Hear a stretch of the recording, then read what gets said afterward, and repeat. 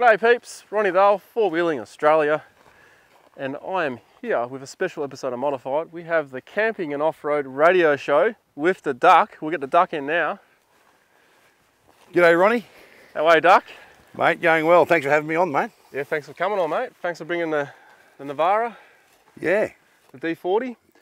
I reckon we'll get into the stats of the vehicle and what it's set up for, just for our audience. Yeah, sure. Mate, this is like you say, it's a D40 Navara. It's an STX 550 model, which is the top of the range. So the good part about that, it comes with the V6 turbo diesel. Leather seats and... It comes with all the trimmings, yeah, the Bose sound system and all the little mod cons if you want them. I didn't necessarily need any of that, but I was happy to have the 3-litre V6 turbo diesel at the 550 newton metres of torque, which is always very handy. This one's been set up for touring, off-road touring. We've recently purchased an off-road van, and so we wanted something to pull that with a bit of comfort and style and make sure that we have no problems. So we've put some decent modifications on this, not over the top, but everything's practical. Bit of outback touring here. You can see it's got a big bull bar, and I reckon there'll be some stuff going on with the suspension for your off-road van. So I reckon we waste no time and get straight into it. But before that, you run your off-road radio shows, your camping and off-road show. That's right, yeah. Anywhere in the bush. We can do that anywhere. So predominantly we're in the studio most times, but we have broadcast the show from places like Birdsville. We've done a couple of live shows from Cape York. So this afternoon we'll be coming to you live from up near the Cape, up here in Cape York, and you can see by a creek. Now there's our portable studio set up, ready to go. Our computer's on, we've tested all our lines. So to find out what's happening, tune in. It's like a little creek full of crocs. And so we just set up there. So our gear's portable, and basically you wouldn't know that we were out. It's studio quality, the way it works. But you do get the background sounds, and all that makes it sound a lot more authentic, obviously. But yeah, we can take the show. We actually got the gear with us today.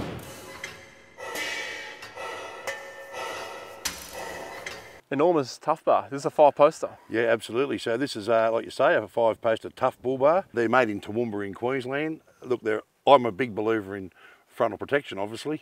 A lot of people think they're over the top. For me, it works well because we'll travel at night and we're on some pretty open roads in the middle of absolutely nowhere. You know what it's like. Yeah. The good thing about this bar is not only does it come with the 5-post, we've got protection for our lights, we've got protection for our intercooler underneath, and it also, this one's the double rails and the wide step. So when we're doing things up on the roof racks and things like that, we can stand on the steps like a little platform. Works well. I noticed the steps are pretty wide. That's pretty good. Yeah, it's very, like I say, everything's practical. That's a great little system that, and obviously it offers the protection, the side protection. Well, on tracks like we are today, it's pretty rocky and things like that. So you're not going to have too many dramas there. And obviously this. I noticed it's sticking out further than your wheels, so it'll push you off the rocks. Yeah, absolutely. So this is a great idea, and also. Not that we like to do it, but obviously sometimes you'll have wildlife just come straight from nowhere, straight onto the side, and haven't got any problems. You're not damaging headlights, things like that. Yeah, so I'm a fan of them. Not ending your trip either. Exactly right. Now these are not legal in WA, unfortunately, but... Right, okay. Yeah. Well, I know there was some issues in the past with these bars. I think there was a lot of myths getting around about them, and a lot of people thought it was about the posts. But it was all about airbag compliancy, and now when you buy the bars, they'll actually give you a compliance certificate and things like that, and they'll help you out. They're not bad people, so and they want to sell bull bars, obviously. You see these things everywhere in Queensland, I know that. You get out in the outback of Queensland, you'll see plenty of them, but I can tell you I've passed heaps of them driving down from New South Wales through Victoria and into South Australia where we are today, and I've seen plenty of them. I reckon you'd see heaps in WA if they were legal too. Look, a lot of people in the northern region will use them, in the Pilbara, Kimberley and that, but that's about it. So bash plate under here, that's just your factory one, eh? Yeah, that's the factory one. So we've got this vehicle's not completely finished yet. So actually when we get back home from this trip, we're going to put some underbody protection. It's all sitting at home. We've got chassis plates, things like that. We're going to put a winch on this bar. They do come with a winch bar. This one wasn't a winch bar, but we can modify that and mount a winch. And yeah, underbody protection is obviously fairly important, as you know, and we'll get that done when we get back. You mentioned you got your front-mounted intercooler there, which is upgraded. This will protect that, and then you have recovery points. Yeah, that's right. They're road safe. Yeah, road safe recovery points. And a lot of people, who are new to four-wheel driving, and you'll see them sometimes have a winch cable run out to those points that come with the factory car. And look, as you know, you can't pull anything off those. I mean, they're just I'm glad you're bringing that up. Moving cars around on ships and things like that. So the first thing we did when we was get rid of those and put the road safe ones on. They do the job. We've had some big pulls on these sort of points, the road safe ones, out of Gunshot Creek and things like that at the Cape. So they work well. I understand you have a rear bar as well, eh? Yeah, we've got a rear bar. I'll walk around and have a look. Yeah, let's have a look.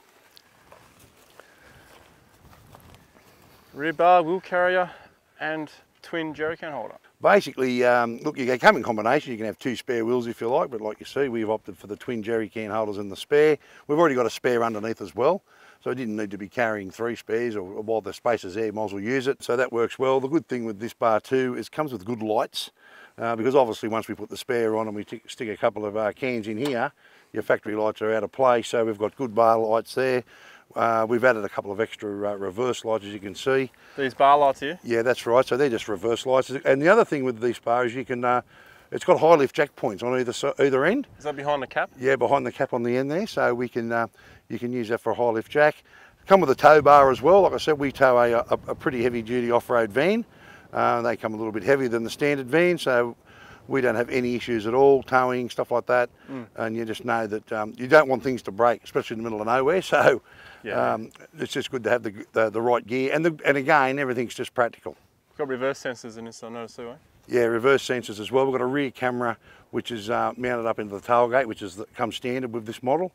So we've got a reverse camera which comes up on the screen inside. It comes in very, very handy, Ronnie, when we're backing onto the the van. It's right there. I can basically just put the pin right under the hole and drop it down. I mean, we've all seen, you know, mum outside waving dad back, and he gets out of the car and he's still that far away from the caravan. I don't have that problem. You can do it on my own, set it all up. We put some towing mirrors on because the distance mirrors that come standard, okay, they're good for blind spots, terrible for towing, especially reversing. Might as well talk about the mirrors now. Yeah, yeah, we can do that, yeah. And I've got the O-cam towing mirrors. They come with real vision in the glass, and then they've got a piece at the bottom, which we'll have a look at in a moment, which basically gives you your distance and your blind spots, covers all that. Okay. It's aimed at the wheels, you know where you are, especially when you're turning with the van, things like that. But the beauty of them is when you're reversing, you can see real vision of what it's like. I mean, there's nothing, but you're backing between 2 trees. With the standard mirrors, it looks like you're that far beside the tree, but you're really that far. Yeah, okay. So these mirrors actually give you a very good view of that. And the air point here. Yeah, that's right. That's for airing up your tyres, I take it? Yeah, exactly. So we've got an ARB compressor mounted underneath the vehicle. It's actually mounted up on the chassis rail. We also carry another ARB spare with us, just in case. Is it a single or double? This one's a single, the other one's a double. We'll actually, at some point, we'll mount the double inside the back somewhere and reset that up and plumb it up. Obviously, we've got airbags as well, and we'll get to that later with the suspension. Yeah. Right. So, yeah, it's very handy to have that point there mounted in the bar.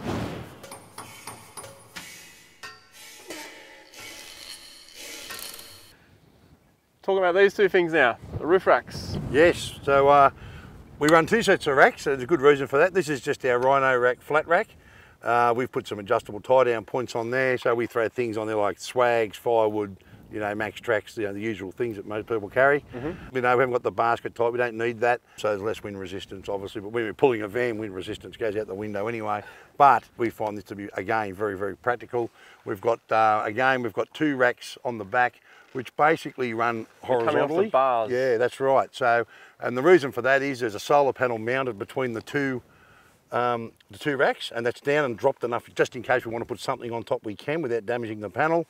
And obviously we mounted our awnings. We've got 3 awnings up here, obviously for swags, things like that. When we do a lot of beach stuff, so we do a lot of Fraser Island, Moreton Island, things like that.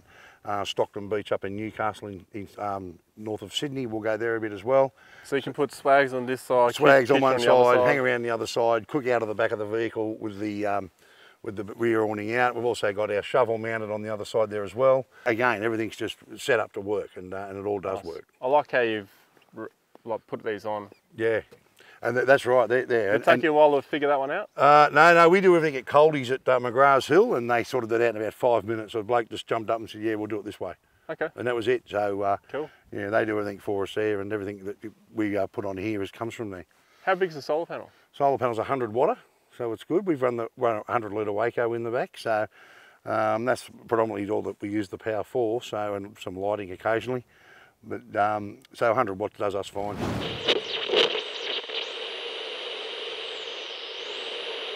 It's that time now, lights and communications. Two important things. Very important things. Absolutely.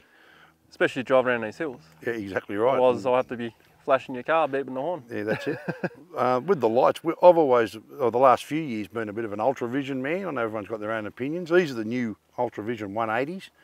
And mate, they're the best driving light I've ever seen in my life. They've got a 1.8 kilometre distance. And they've actually got a switch down. So if you come across someone coming the other way, you know, sometimes they're further than you think and their lights are on. You can actually, without blinding them, turn them down, things like that. So it's very, like a dimmer? Yeah, exactly. It's just a switch. They just switch down to low and then off. So they're very, very good, but very, very powerful. So we're very, very happy with those. And our comms on the don't need any more lights. I mean, you got these lights. Yeah, here. we got there. That's right. We fitted a couple just on the corners there, just for a little bit extra. And they actually, for a small little light, they actually do pretty well. You can actually see to the side when you drive, so they work well. I've got the same ones. These are Rock 20s. Yep. These are ultra floods. Yeah, I think so. I think there might be a yeah, that's right. So they've done. They do actually a pretty good job. When we put them on, we thought, I don't know what they're going to do, but you noticed them straight away. So, mate, we're pretty happy we did that. I'm surprised they haven't been damaged, but, mate, they're still there, which is great. Oh, you got this monstrous thing protecting them. Yeah, exactly. I think they'll be right. On your roof, are you thinking about putting a light bar, or this is enough? No, we're going to add a light bar to it. We haven't really, like I mentioned before, we haven't quite finished this vehicle yet. So when we get back, we're going to do the winch, we'll do the light bar, and the underbody protection. We'll knock a few things over. It's just about right. What are you thinking? Light bar here or light bar there? No, under the it'll be mounted underneath the rack. Yeah, so not on top, obviously, because once you do that, you're restricted what you can put up there. So we'll screw it in from the bottom, and it'll just be enough, just that little bit extra. But I've got to say, these do a fantastic job. Okay. Yeah, it may be a little bit overkill, but I've been known to go over the top a bit, Ronnie. Yeah. Fair enough.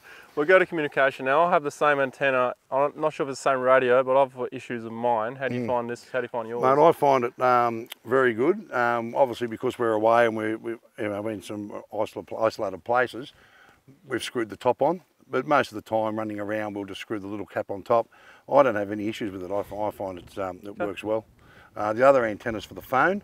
We've got a Bury phone kit. So the good thing about the phone kit is, one, it comes with a holder, so you don't have to worry about putting the phone, holding it somewhere. The other thing is it charges the phone whilst you're driving, which is fantastic. So very rarely do I plug my phone into a wall charger. I don't need to because I'm in the car a lot. So once we're driving around, the phone's always charged.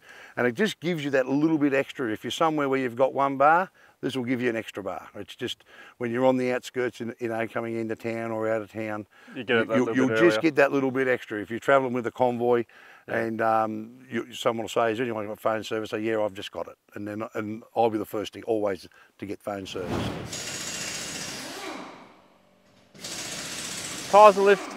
Duck, we'll start with your tyres, mate. Okay, so these are Dick CPEX tyres, the Extreme Country, which are the mud terrains. These are new. We've only had these on the vehicle for a week, Ronnie. We give them a run, see how they go. They come pretty highly recommended. And I was talking to a fella at the Sydney 4-Wheel Drive and Adventure Show who suggested I try these. So, mate, we're giving them a run. What do you have before this? We had BF Goodrich. We've always run BF Goodrich. We've run Coopers as well in the past, but usually BFs. But we thought we'd give these a run. And the Dick CPEX name's is a good one. Okay. Basically come out of the Mickey Thompson factory, so I think they'll be all right. They look the part anyway. Yeah, I've never seen them before. What do they go like for noise? Mate, they're not too bad. I mean, I was told they could be a little bit noisy, but I don't find them too bad. They may get a little bit louder as they wear, but mate, it's tolerable. It's not a 4-wheel drive that makes a bit of noise, is it? No, well that's it. Exactly. This tread pattern. Yep. It's kind of between mud and all-terrain. And all-terrain. Yeah, it is. Is that what it is? It's a hybrid? Well, they are the Extreme Country model, and they are mud-terrain tyres. But I did notice that the tread does look a little bit like a cross between the two, mate. More towards the mud because of the big lugs, but yeah. Yeah, but mate, so far so good. We haven't tested them, obviously. They've been on the vehicle for less than a week, but at some point we'll give them a run. These rims, they're steel, and what offset have you got? No, they're just basically an 8-inch steel rim. Just a standard Sunraiser. Look, there's arguments between alloy and steel. People say, alloy are just as good as steel and vice versa. These are a little bit heavier, obviously, because they are steel. Yeah, but you can knock them back out. And you can knock them back out. At the end of the day, you still have to replace the rim, but you can knock them back out, and I don't mind them. With the offset, is that a positive 20 or 30, do you know? No, I don't know. We'll chuck on your screen, we'll work it out. Yeah. All right, well, let's go to your lift then. Yep. Start from the front? Yeah, start at the front, mate. So on the front, we're running Ironman suspension all through. We've run Ironman suspension for a few years now. It's never let us down. We've done some pretty good tracks like the old Tully track, things like that. We run the Foam Cell Pros. It's a 2-inch adjustable lift. So that's enough for us with an inch on the tyres as well. We don't get in any trouble because of height or anything like that, but we've got enough clearance to do whatever you want to do. The Foam Cell Pro shocks, the struts are amazing. They're a big strut and they do the job. So the front's fantastic. How high is the front? It's a 2-inch and obviously an inch on the tyres. So, did you have to do anything to the front because you have that heavy tough bar? No, mate, no. We just this suspension didn't come with the vehicle. We replaced that fairly quickly. Okay. And when we put the Ironman in, mate, we didn't have to do anything. It just sat perfectly for us, so it was good. A little bit, looks a bit lower here today because of where we are, but no, it sits nice on the road, and it's not too high. The missus can get in the passenger seat without having to jump on a ladder as well, so she loves it. In the back, you've obviously run the Ironman as well then? That's right, so we run leaf springs in the back. They're a 9-leaf mining spec spring from Ironman. They're heavy duty. They give you another 500 kilos of payload. They're fantastic. We also got airbag, mainly for towing. I'm very careful with the airbags for obvious reasons, but we're about to fit chassis plates on this as well. So that'll strengthen the chassis because I mean. Oh, the cracking. Absolutely. Too often you'll see a dual cab with a big van on. Although our van's not that big, but still with the thing sitting like that and all like that, and we don't want to be like that. Yeah. We just want to be sitting like that. So some of those areas you go to, it's pretty rough too. Yeah, exactly. And the thing is too, I mean, you see people with off-road vans. Real good serious off-road vans in standard D-Maxes and Rangers and things. Well, hang on, your van will go where your car won't. I didn't want to be that person. We wanted to make sure that the van will go wherever we can take it with this. And we don't want to do anything too extreme with the van on, but certainly we want to go to places like Waddies and Fraser and do some bush tracks and get off the grid a bit like everybody does. So our suspension is set up for that, and mate, we put the van on this, nothing moves. So 2-inch lift? 2-inch lift, through an inch on the tyre, but like I say, when we put the van on this, nothing moves, doesn't go down at all, not a bit, so it just sits level. We don't tow the thing with the van like that or like that, everything's level. So that's what the airbags are sort of. Yeah, well, the airbags are there if you need to adjust it, but most of the time, mate, it just sits perfectly on the spring. So we forgot to cover your tyre size. 265, 70 R17. So what are they, 33s? 33s, yeah. Around there? Yeah, 33s. Very good. Yeah.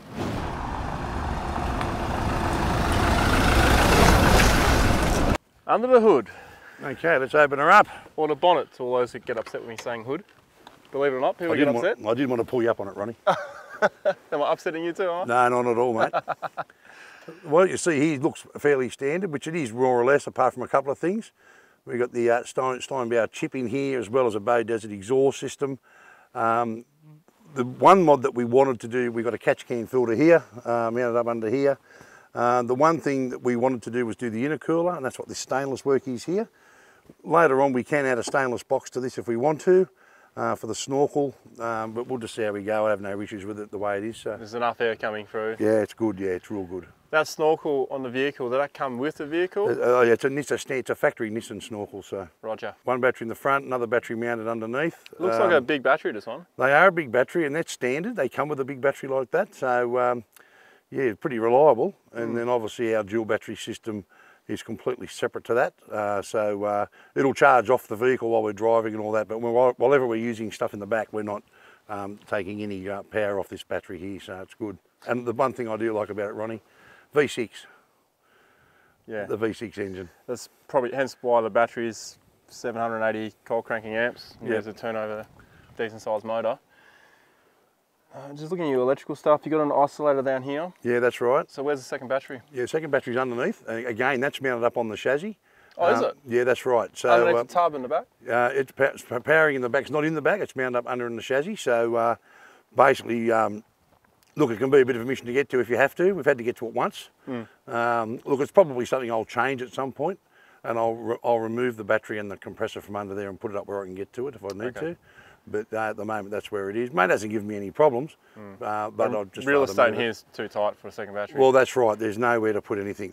They absolutely utilise every bit of space in these things. Standard turbo. You mentioned a Steinbauer chip which you put in. Yeah, that's right. Was that in already when you bought it? No, that was in already when we bought it. All I did was did the catch can, and we got AAAs up in Mackay to make us a bigger intercooler and put the biggest intercooler in that we could get.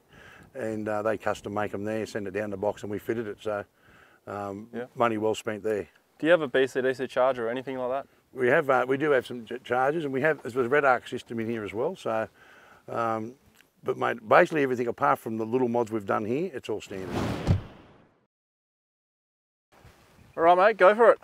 Okay, here we are at the back. So we'll open her up. So we've obviously had that open before. We'll not move them out of the way. Pretty easy. They can actually lock locking pins on those too if you want. So lock them down, and then it's just quite simple. Open her up. The one thing I like about the utes, the dual cabs, is the tailgate. You have no idea how handy this thing can be, and someone's thought of it at Nissan because even the tub liner comes with drink holders, which is pretty good. But no, we use this as a table. We use it for sitting on, no matter what. It's unbelievable how handy a tailgate is. People who have got one will know what I'm talking about. Cooking. Mate, absolutely. Our draw system, just a Titan draw system. Changing nappies on it too? Yeah, exactly. I used to do that. Yeah, I did, yeah, well there you go. So the draw system's pretty simple. It's just a Titan one. We've got a Dometic fridge. That's a 100-litre fridge. The thing with us is because we've got the van, we don't have to have a whole lot of gear here because the van's got a lot of gear. So even though they call me Mr. Refrigeration, I've got 3 fridges. We've got one in the van, a slide-out fridge freezer on the van as well, 2 kitchens, as well as this one. So this one's normally just stored with beer that my wife doesn't know about. So she just thinks I'm drinking the same carton all the time, but I just keep pulling him out of here when she's not looking, so it's pretty good. That's pretty good idea. That's actually pretty good. And the way we did it, we just kept it simple. We could have put a drop slide in, we didn't. We slide her out and then to slide out again. So it's pretty simple. We get to that. Slide on a slide. Yeah, slide on a slide, mate. It's nice and cheap. You pull it all the way out? Yeah, you can pull it all the way out if you like. So that comes out. And mate, comes out a fair way. And mate, these drawers are pretty strong, so there's no dramas. You can put as much weight on that as you like. And then the fridge is in there, and as you can see, we've got our waters in there. And a few other little supplies. A couple of empty beer cans too, Ronnie. I don't know what the empty ones are doing in there, mate. But oh, you got Mars bars? Yeah, we've got Mars bars. Have a Mars bar, mate. Do you want one? Nah, it's too hot for me. They'll melt in your hand. Yeah, so the fridge is a beauty. Just like we say, just a Waco. 100 litre. They don't make the 100 litre anymore, I don't think. But you still get bits because the engine, the motor's the same as the smaller one. But great size fridge. And it was on a deal we bought. I think it was a BCF with the slide for like $1,300. So it was a bit of a no-brainer. How many cartons can you fit in it? How many? Cartons. Well, if you take them out of the box, you can get quite a few. Probably 3 more. Anyway, so that's pretty simple. In our drawers, this side here, we just that's just some goodies, handy goodies. Not normally for cooking stuff like that. A bit of cutlery, some plates, a little butane stove, which is a little ripper. You can get that out if you like. This is a Primus? Yeah, it's a Primus, yeah. And the beauty of this stuff is that this collapsible gear, whoever invented this is a genius. That's our kettle, little ripper. And they're absolutely brilliant, and it all just goes back in the drawer. A little bit untidy, but this is more or less just a bit of food. Like I say, we've got the vans. We don't need a lot of this, but if I'm out on my own or I haven't got the van with me, obviously things like this come in handy. You know, we all carry baked beans and canned veggies and things like that, and obviously some tin plates and cups. We throw coffee and sugar and all that stuff in there. What we got in the other drawer, mate? The other drawer's bits and pieces and knickknacks. So in here, we've got our handheld radios, which are fantastic. The Oricom handhelds, they work well. We keep them in here. We keep the just lanterns, butane gas, bits and pieces. Just so things like this, handy stuff. Our tyre gauge. Yes, we know a few people that could do with some of that. 4 bits of soap. Yes, so yeah, it was on a deal. A bloke gave me some of this. This is fantastic. It's called Bath in a Bag. Oh wow! And they're basically like a huge baby wipe. Very, very handy, just to freshen yourself up, wipe your face down, your hands if you're doing something. This little light's a beauty, mate. This has had to be one of the best lights I've ever used in my life. There's a little battery lantern. Pull it out. It's a 3, I think it's got 3 levels, so we'll get it out. Comes in a little protective bag. Does it change looks very old school. No, you just turn her on. 1, 2, 3. Oh yeah. Very, very handy, mate. It's a beauty. It's just a ripper. I've used it so many times. In the camper trailer, it's fantastic. It goes up on right next to the bed, so if you've got a little light at night and wake up, you don't want to fall down the ladder, we can just turn the light on and you're sweet. So it has a million uses. it's fantastic. So I'm picturing you walking down the street with this lantern. Hear ye! Yeah, that's it. Yeah, like a haunted house or something. Exactly right. So yeah, so that's a great little setup. So this drawer's mainly just for knickknacks, bits and pieces. We've got a tool bag up in the back there as well, mate. I'll tell you about those. They are fantastic. They're the standard Nissan tie downs that come with their utes.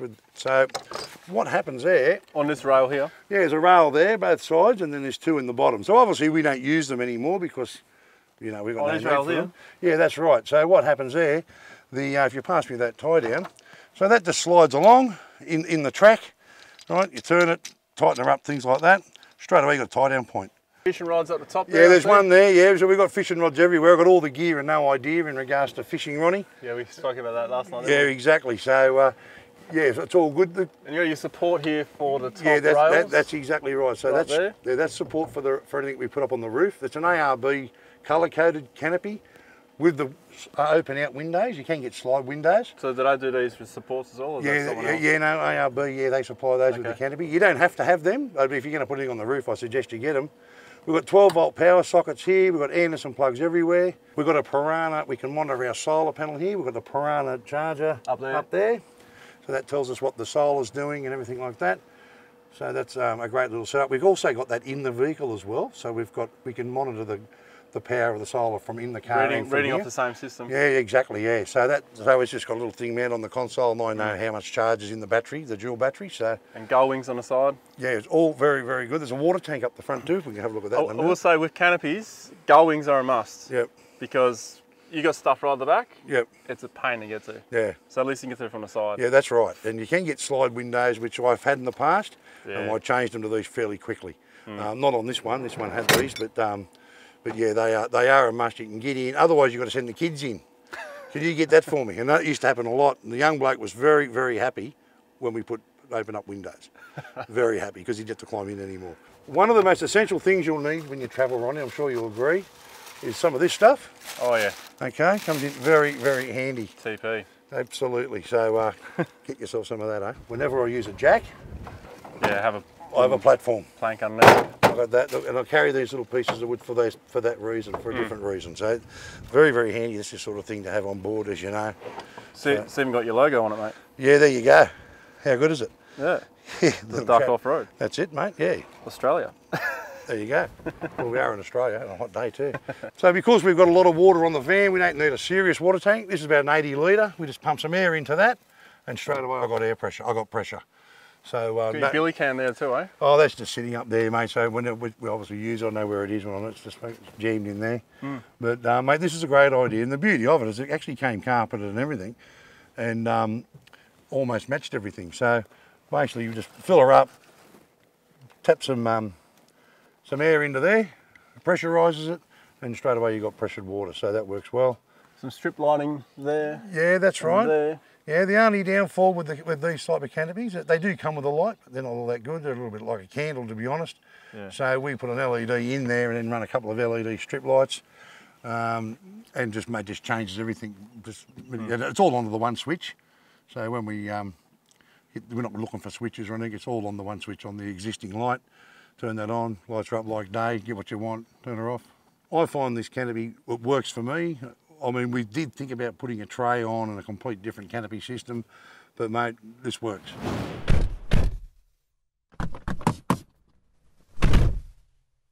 Interior time. Here we are in the leather seats. How good is it, Ronnie? A bit of comfort, mate. Leather trimming on the doors as well. Padded as well. How good is it? Yeah, that's pretty good actually. Yeah, absolutely. So yeah, that we say this is the XTX 550, so it comes with a lot of extras. A lot of stuff I didn't need. It comes with climate change. Like that one? Climate change. Yeah, you can change the climate on this one yourself. Yeah. So climate control comes with that. It's got in-car sat nav. Obviously we run a Hummer as well. Come with a Bose sound system, which comes in handy on a big trip, mate. Pretty good sound. It's got the subwoofer mounted in the rear. You put a subwoofer in after? No, it's standard. Really? It comes stock standard. Yeah, they're amazing. Wow. The one thing my wife appreciates are the heated seats. I've never used them. Yeah, you wouldn't use it today. Yeah, heated seats. So it's a little bit flashy in that area. It's all good. I'm not real big on all that tech stuff in vehicles because that just gives, other things that can go wrong. But it's not too bad. So quite happy with it. A few mounts going on. Yeah, that's right. So they're just good. They're just quality phone mounts. So you know yourself, if we're driving along, want to video something, I'll just pull over, quickly mount a phone on that mount there. I've got a little remote control here that'll, I'll move that out of the way, little remote control thing here that'll just turn the camera on and off. We've got a Uniden dash cam. Mainly use that one just to record what's happening in case anything happens. We only got cleaned up on Fraser once by a tour bus, and basically we had the bloke on camera. When we rang them, they tried to deny it, and then I sent him the video clip with the still shot of his number plate, and he changed his attitude fairly quickly. Yeah. So that just runs for that, because the phones these days, as you know, they're pretty high quality, so if we want to record things off the phone, quality. Yeah, we can just do that while we're on the run. In daylight, not night time? No, not night, in daylight, so yeah, so night time I'm doing other things, normally getting things out of the fridge. Nav here. HX1, we find that to work well for us. We've got a skiing tool over here, an EDS, which works well, tells us what's happening, tells us about the voltage, the revs, things like that. The beauty of it, it records a lot of information, so if there's ever a drama with the vehicle, we can pull that out, go to the mechanic, plug it in his computer, and he can tell us what's happened. So a great thing, if a light comes on, we can clear it, things like that. So that's a pretty handy little tool, and it's just mounted there so we can see what's happening. Tow Pro and the compressor. Yeah, that's right. So we've got the electric brakes, so the red arc system here, and our compressor switch, obviously, so we're pumping up tyres, is that. All right, so all good. Our Uniden dual speaker, which is good. There's a speaker mounted down here and one on the handset. And I've always never really been a big fan of everything on the handset, but I am now. So it's just sort of changed me way of thinking. You might wonder what this is. We actually carry a sat sleeve, which is this thing here, and I've actually got this out for you today. So that turns the iPhone into a satellite phone. Into a satellite phone, which is a great thing. Now, it doesn't necessarily have to be attached to the phone, Ronnie. It can be 30 metres away, right? Okay. Now the beauty, so well, obviously, you know, you pull that out and line of sight, stick it on the bonnet if you want to, and you've got line of sight to the satellite and it'll work. It's great. You could actually mount that on the roof to get a better, or place it on your roof. No, I don't need to do that. Well, you could place it temporarily and walk away with your phone. I can do that, and I've done that in places, and people think I'm just walking on my phone thinking, hey, you got phone service here? And I say, mate, I'll pay me bill. Now, this thing here is the antenna. Magnetic base, sits on the roof. I can make sat calls while I'm driving. So that's a great idea. Very, very good. You're not missing calls. If someone rings you, they need to speak to you. Not everybody has that number. They can ring you. The phone will ring while I'm driving. Just keep driving. The beauty of it, because I'm using my existing iPhone, I know who's calling me as well because the contact comes up. And the other thing with the sat sleeve, that it comes where it's got a little red AAA button inside of it. So that'll always work. You just press that and you can talk to somebody. So they know something's happened. So they're a good little. You can talk through that hand unit. Yeah. So what happens is there's a little button on here somewhere that'll open up. Throttle controller and a Steinbauer. Yeah. So we got the this is like a plug and go. Yeah. So mate, I normally just set it on economy with one bar. Just it takes any sort of turbo lag out of it. Once we do the intercooler, that sort of fixed turbo lag. But that just gives it a little bit extra. Very handy for towing. Handy for four-wheel driving too, obviously, but it's got a sports mode too, which just turns it into a complete different vehicle. I don't really use that too much because the more you do that, the more fuel it'll use, and it's forcing fuel into it. So we're pretty happy just to sort of set it where we need it. Just takes that little bit of lag out if you do happen to come up on a hill or anything. You're not kicking back the transmission. You just keep on cruising. Climate change, right here. Right here, I can go from 30 degrees, which it's about that today, Ronnie, as you know. Oh, it's more than that. It's like 35, right? In about 3 seconds, we can go down to about 18, 17 degrees, whatever suits you, mate. Q&A time. A bit nervous, Ronnie. Bit nervous? I'm normally the one asking the questions. Ah, right. Okay. Yeah. I hope I can answer them for you. Well, it's my turn to ask you questions. You normally ask me the questions. Exactly. What got you into four-wheel driving? Oh, I think I had first four-wheel drive many, many years ago. I think what gets anybody into four-wheel driving, I think it's just getting out there and a bit of an adventure. And that's how it starts for everyone, and that's how it started for us. For me, the thing I like about it is that my young bloke who travelled everywhere with me as a little fella now does it himself. Nice. So, and he'll carry it on, you know, and he's going to be a lot handier than me because he's a diesel mechanic. So he'll come in real handy for a lot of people, including me. But I think it's just that. I think it's it's a good question. What does get anybody into it? And I think it's just a sense of adventure, mate. Is it the destination or the track for you? For me, it's the whole experience. I think it starts the minute you turn the key. because you just know. Sometimes the best part of a trip for me can be the days leading up to it, when you're just finalising your plans and you're packing and you're getting excited because you know you're going. Yeah, for me it can be the destination, but sometimes the adventure can be all the way along, you know. I mean, when you go to, say, the Birdsville Big Red Bash, for instance, you know, getting there and getting home from there is an adventure. So it's the entire package for me. Well, good answer, wasn't it? Yeah, that's probably the best answer I've ever heard for it, because I would totally agree with that. It's, yeah, you turn your key, you leave your driveway. Unbelievable. You're not going to work. Apart from the what have I left at home, apart from that anxiety. Did I shut the front door? That's the worst one. Yeah, but as soon as you're about 100 k's away from home, it doesn't matter anymore. Exactly. Then it's too late. Up to 20 k's, I can't handle that. Exactly. Time. What's your beer of choice? Beer of choice. Tooheys New. Love it. In fact, you can buy it at all sorts of places now. I was surprised I got it in Alice Springs one day. Walked into the bottle shop and there it was. I went, I'll get a carton of that. But yeah, Tooheys New, been drinking it for a long time. It's great on tap as well, as all beer is. As long as it's cold though. I'll drink basically any beer, but it's got to be cold, icy cold. Except for maybe the Private Lives, they're a bit too strong for. Yeah, I'm not sure about those. Got some issues, this bloke. The Navara, you have 3 of them now. Yep. Why the Navara? Okay, I'm not big on this, you're a Toyota man, a Nissan man. I've never really been involved in that. Truth be known, I'm a Ford man. Love me Fords. For me, it was about value for money. I think he's gone now. I'll take over. Here we are. The cameraman just fell over as well. For me, it was the Navara, the first one we bought. It was value for money. I've had Toyotas in the past. I've had old Nissan Patrols in the past as well. Had an old 40 series tray back with wooden gates at one point. Nice. For me, it was value for money. I like the space of the cab. I like the fact the rear seating folded.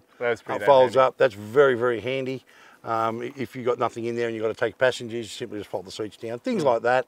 And I guess with the reason what the 3 of them now is probably the engine size.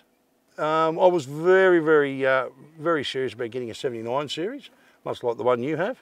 But I wanted to look after the young bloke with the 4-wheel drive. And as you know, you can spend a bit of money on extras, and you don't get that back. So it was best to just sort of let him inherit that for a while, which he's done. And we just set up another one. But for me, it was about the size of the cabin side, the rear folded seats, the price. For value for money, I couldn't go wrong. And of course, the V6 engine. What do you find is the best part about the Navara in terms of modifying it in those terms? I think the thing with this model Navara, they're a very low vehicle, standard. So the first thing you need to do is lift them. They need to go up. So a standard 2-inch lift with an inch on the tyres is good enough for us, which we've mentioned earlier. The other one we have is a little bit higher because it has lockers and things fitted for 4-wheel drive. But this particular vehicle, I think the lift is the first thing we did, or the first thing you do, rather. You lift them, get them up, because they're just too low. They're like a passenger vehicle. Yeah, they are pretty low from standard. We've had a few on our tag-alongs. Yep. And they are one of the lowest sitting vehicles. Yeah, very, very low. You've got to lift them. What would you say is the weak point of a Navara? Geez, that's a good question, mate. I don't know. Would you say it's the rear chassis when you're towing and you've got a lot of weight on it? Would you say that? No, I wouldn't say that. Look, we're putting the chassis plates on this one just because we can.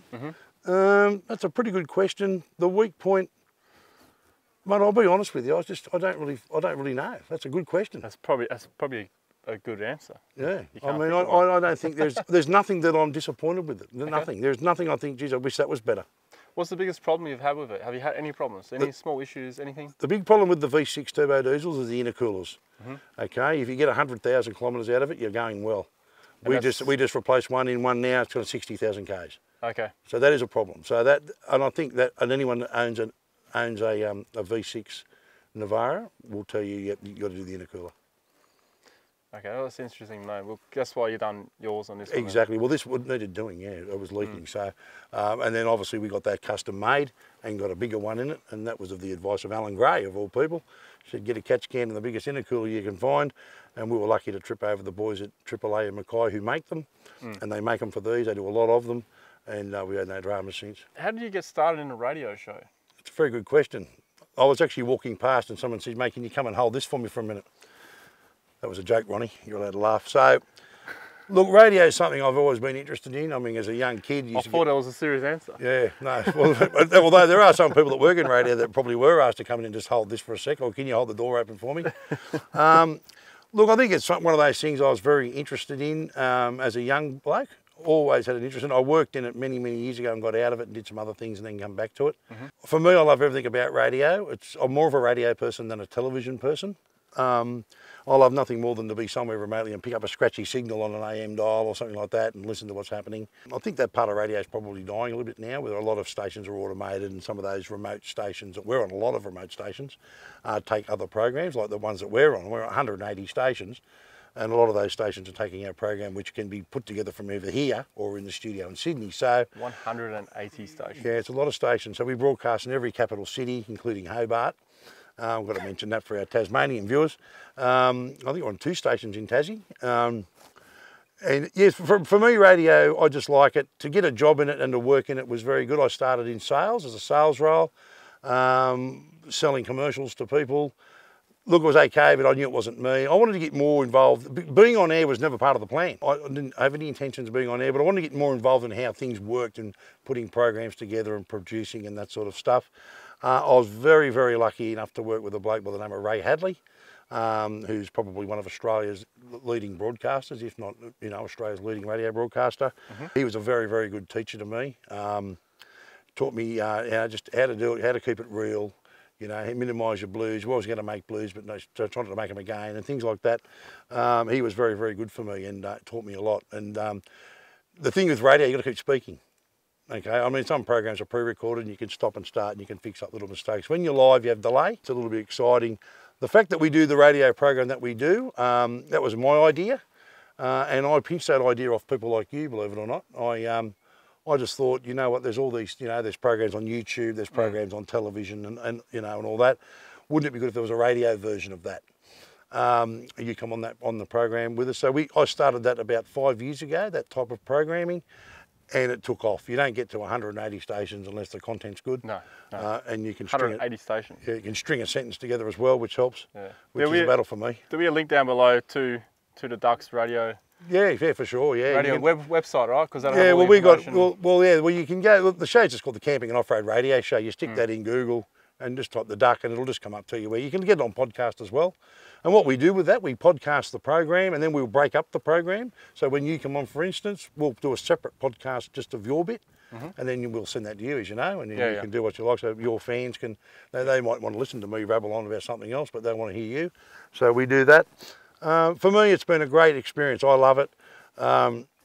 It's just different. And not everybody is doing it. And the beauty of it, it takes a little bit of know-how, and I'm not the smartest bloke getting around. Anyone that knows me well will tell you that. I'm not that bright. But mate, you're setting up your radio station in remote areas. That's pretty. Yeah, let's just push a couple of buttons and hoping it works. But but look, yeah, it's like I said, I had a very, very good teacher in Ray Hadley. Taught me a lot, and they opened a lot of doors for me. Yeah. But at the end of the day, I'm not a polished radio announcer, and I've been told by people that's probably why the program works, because it's not about that. It's just about a bloke who loves getting out there and getting people on who do the same. Keeping it real. That's what it's all about. That's what we try to do, mate. Not scripting and setting everything up. It's just how it happens. Yeah, we keep it fair dinkum. And you got to remember too with radio, and I guess the same with you. You're in people's houses. You're in their sheds. You're in their cars. They're in their kitchen. Wherever the radio's on. And it's mainstream media. I mean, social media is massive as the rise, as you know. You got me onto Instagram.